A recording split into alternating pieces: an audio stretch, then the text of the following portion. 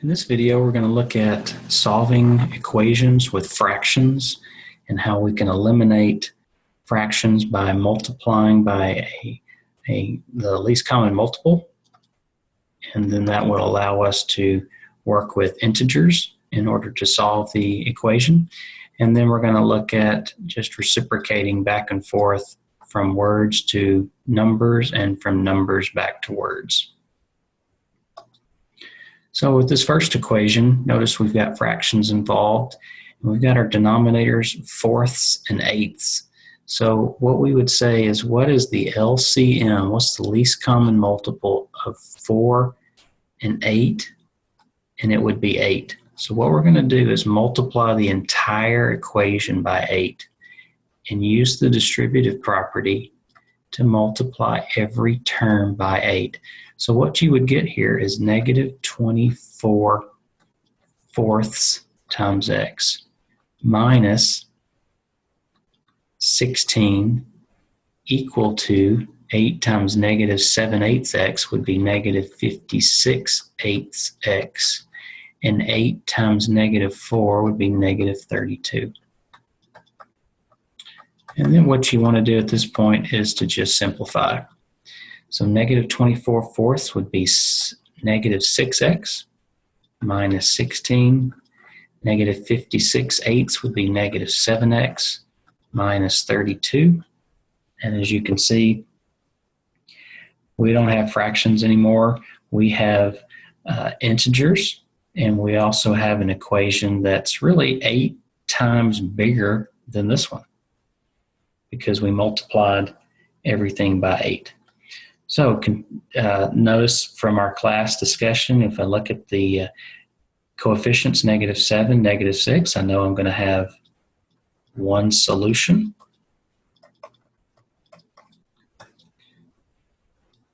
So I'm going to add 7x to the left side just to keep my coefficients positive.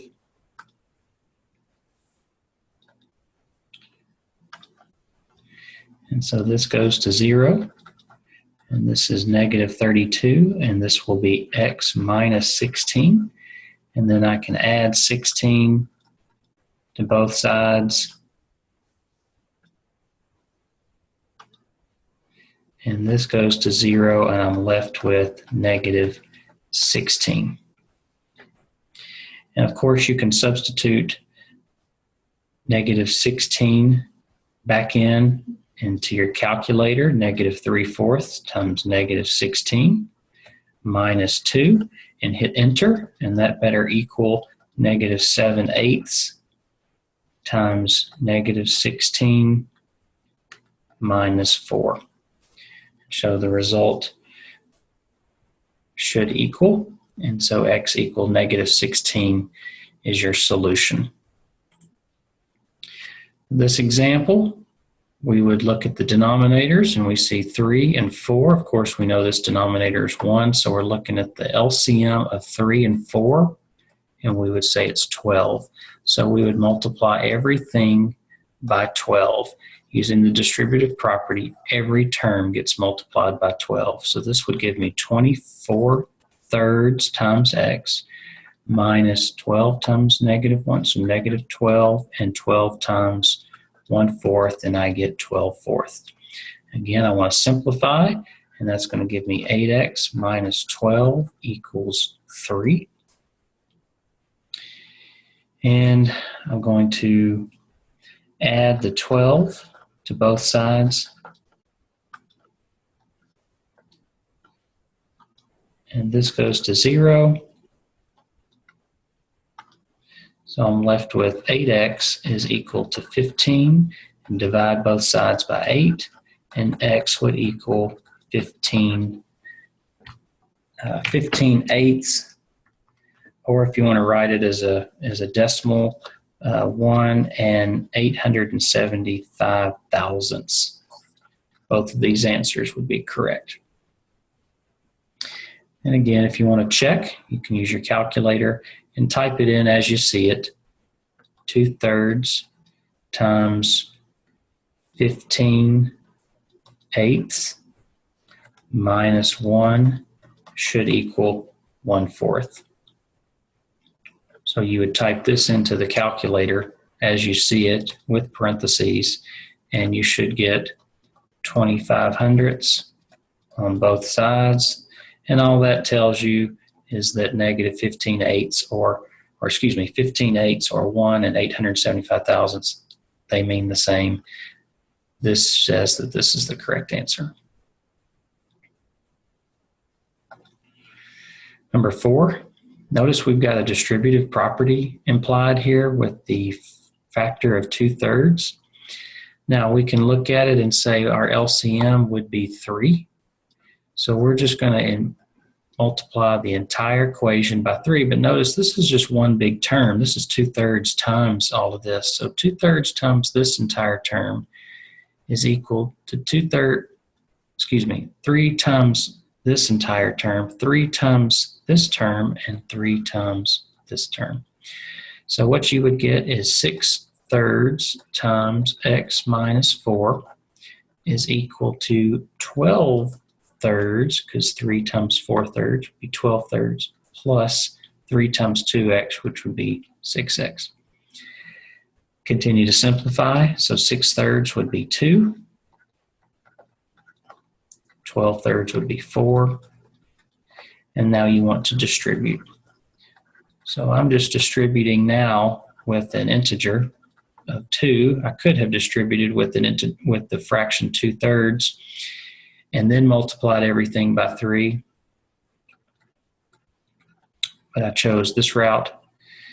And so I notice from what we talked about in class before, if the coefficients on either side, this is 2x and 6x, we know we're going to have one solution.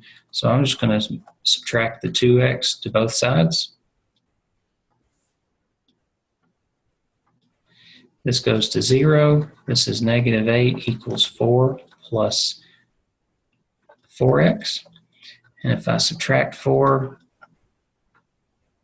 from both sides, that goes to 0. I'm at negative 12 equals 4x. Divide both sides by 4, and you get negative 3 is equal to x.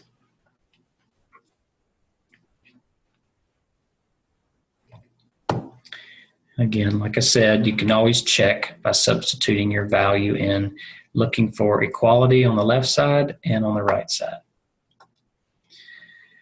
Number 5, we're looking at the denominators of 6 and 3, and we would say the LCM is 6.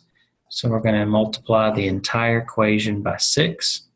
So 6 times all of this, 6 times all of this, and 6 times negative 1/3. So what you would have is 6/6 times x minus 4 equals 12/3. 6 times 2/3 is 12/3 times x plus 1 minus 6 times 1/3, which would be 6/3. This 6/6 actually goes to 1, and then you're multiplying 1 by x minus 4, so you just get x minus 4.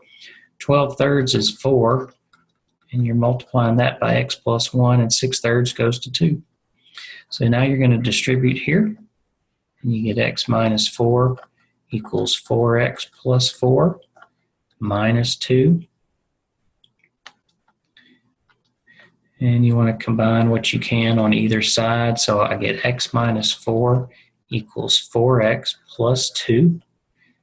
Coefficient of 1 here, coefficient of 4, and I'm going to get one solution, so I'm going to subtract 1x.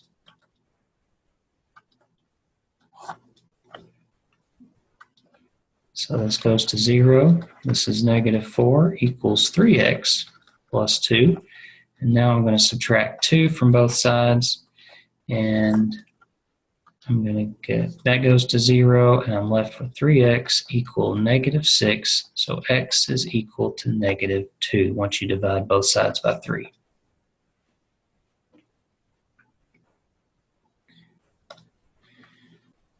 Number 6, I noticed that the denominator is 2, so my LCM would be 2. So the entire equation is multiplied by 2. 2 times this term, 2 times this term, 2 times this term. So 2 times a half would be 2 halves times x plus 5 equals 2 times 3 halves, which would be 6 halves, minus 2 times x, which would be 2x. Again, simplify this. 2 halves goes to 1, and 1 times x plus 5 is just x plus 5. And 6 halves is 3.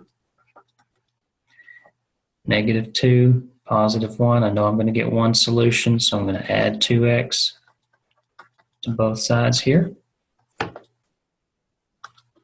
And that's going to give me 3x plus 5 is equal to 3 because this goes to 0.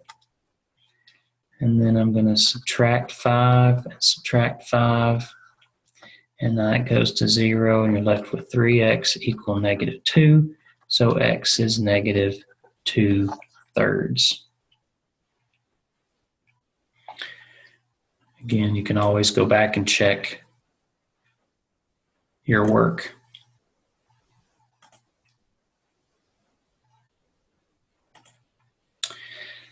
Switching gears, we have items written in word form, and we want to just translate it. We want to translate it from words into an algebraic equation.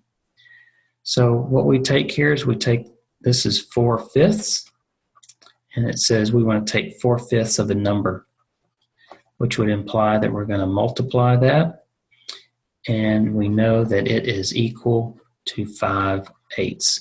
So this equation represents the wording 4/5 of a number, which we don't know,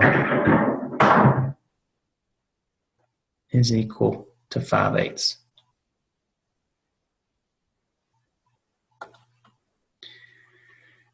Translate from words to an algebraic equation. So I've got 1/3. So 1/3 of what? Of the sum of a number and 2. Sum means we're going to add.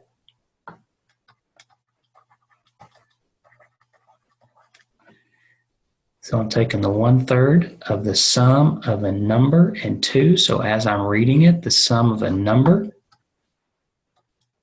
and 2, and I know it's going to equal to 1. So 1/3 times x plus 2 is equal to 1. 1/3 of the sum of a number and 2 is equal to 1. Number 9 is kind of lengthy. There's a lot to it. Product meaning multiply. So the product of -4 and the difference. So the product of -4 and the difference, meaning subtract, of 2 and a number. We can use n. We'll change that to x. We're going to use an x. So the product of -4 and the difference of 2 and a number is 6 less. Okay? So that means 6 is going to be subtracted from the product of 2 and the difference of 4 and 3 times a number. So what do we have? We have -4 times the difference of 2 and a number, 2 and a number, is equal to, or is 6 less than that product meaning multiply, of 2 and the difference, subtraction, 4 and 3 times a number. So that was a challenging one there. A lot to it. Lots of different words representing different operations. Now with 10, this example number 10 here, it just says I want to translate it from algebraic expression into words. So we could say the product of 3 and a number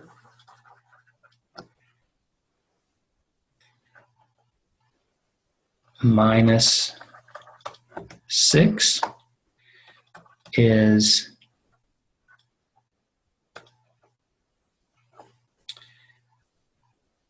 we could even say is equal to the difference of 14 and 2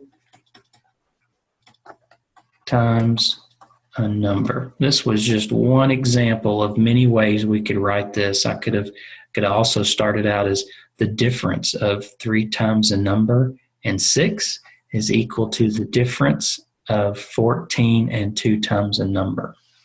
Lots of different ways to translate it. This one would be the same way. We would say 1/3 of a number is 1 less than 1/2 of a number. That's one way to say it. We could also say the product of 1/3 and a number x is equal to the product of 1/2 and a number x minus 1. Lots of different ways to translate into words. This one, we see the parentheses representing distributive property. So we could say the product, this is just one way to do this, the product of -2 and the difference of 1 and 3 times a number is equal to 4 more, referencing the addition, 4 more than the product, talking about this multiplication now, the product of 5 and the difference of 1 and a number. Again, lots of different ways to say this in regard to writing it in words of what you see. You see difference, you see product, difference and product and sum. I could have used the word sum. Lots of different ways to write that. So the CFU, number 1, I've got 1/3 x minus 1 is equal to 5/6 x plus 2. I see denominators of 3 and 6, so I would say the LCM would be 6. So I'm going to multiply the entire equation by 6. So 6 is multiplied by everything. So 6 times 1/3 would be 6/3 x minus 6 is equal to 36 x plus 12. Begin to simplify. 6/3 would be 2x minus 6. 36 would be 5x plus 2. So I know I'm going to get one solution with the coefficients 2 and 5. I'm going to subtract 2x. And this will go to 0, and I'm left with -6 is equal to 3x plus 2. And then I want to subtract 6 here. And I think that should be 12. Made a mistake there. Let me go back and do that. I got ahead of myself.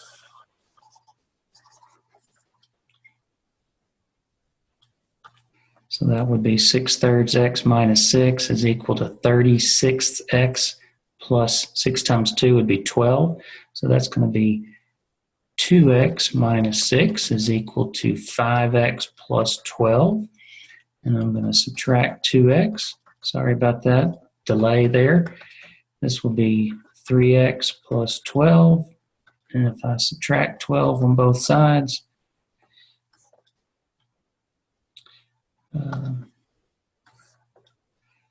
Then I'm going to get 0 and 3x is equal to negative 18. Divide both by 3. And negative 6 is equal to x. And then translate from words into an equation. So I could say I have 19 more than triple a number is 100. So 19 more than tripling a number is equal to 100, and that would work.